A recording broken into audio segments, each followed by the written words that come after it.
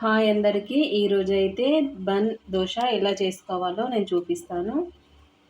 ఇప్పుడైతే మిక్సీ జార్లో రవ్వ వేసుకుంటున్నా. ఒక ఆలుగడ్డ కడిగేసి పెట్టుకున్నా, పొట్టు తీసి. దీన్ని కూడా వేసుకోవాలి. దీంట్లో ఒక 4 మిరపకాయలు చిన్న చిన్నవి యూజ్ చేసుకుంటున్నా నేను. ఎందుకనంటే మనం నార్మల్గా వేసుకుంటే తీసి పక్కన పెడతారు పిల్లలు.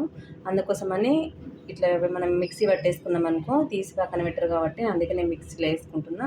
ఇప్పుడు ఇవన్నింటినీ మెత్తగా గ్రైండ్ చేసుకుంటా. ఇప్పుడైతే ఇలా గ్రైండ్ చేసుకోవాలి మెత్తగా.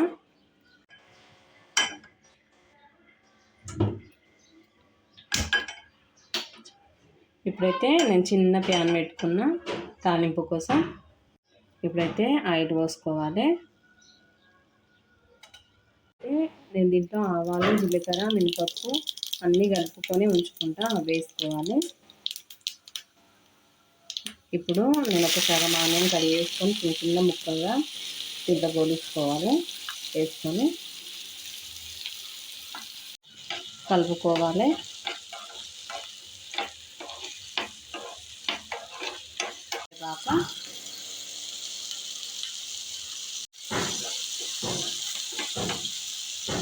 ఇప్పుడైతే కొంచెం అల్లం ఎల్లిపాయ పేస్ట్ వేసుకోవాలి. వేసుకొని మంచి కలిసే వరకు కలుపుకుందాము. ఇప్పుడైతే దింపేసుకుంటున్నాను నేను దీన్ని. ఇప్పుడు మనం మిక్సీ పట్టుకున్నాం కదా, దాంట్లో ఇవి కలుపుకోవాలి. కొంచెం వంట సోడా, సాల్ట్. అంటే ఫస్ట్ తక్కువ వేసుకోండి, కలుపుకున్నాక మళ్ళీ ఎక్కువ అయితే కష్టం కదా, మళ్ళీ రుచి చూసి మళ్ళీ వేసుకోవచ్చు కాబట్టి అందుకే ఎప్పుడైనా కానీ ఉప్పు అనేది తక్కువ వేసుకోండి. ఎక్కువ లూజ్ కాకుండా ఎక్కువ కూడా ఏంటి గట్టిగా లేకుండా ఇలా పట్టుకుంటే సరిపోతుంది మిక్సీ. ఇప్పుడైతే దీన్ని ఒక 5 మినిట్స్ వరకు పక్కన పెట్టుకుందాము. ఇప్పుడైతే నేను మళ్ళీ ప్యాన్ పెట్టుకున్నా, దాంట్లో ఆయిల్ పోసుకోవాలి. ఇప్పుడైతే మనం పక్కన పెట్టుకున్న ఈ పిండిని దీంట్లో పోసుకోవాలి. సరిపోతుంది, ఎక్కువ పోసుకోకుండా. అయితే మూత పెట్టేసుకోవాలి. మూత తీసుకుందాము. చూడండి బన్ అనేది ఎంత మంచిగా ఉంటుంది. అయితే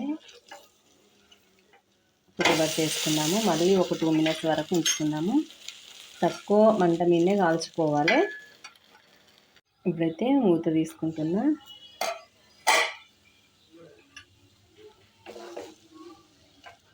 చూడండి ఎంత మంచిగా కాలింది. ఇలా వేసుకుంటే సరిపోతుంది. ఇప్పుడైతే నేను తీసేసుకుంటున్నా. మిగతాది కూడా ఇలానే వేసుకోవాలి. ఇలా అయితే నేను బన్ దోశలని రెడీ చేసుకున్నా.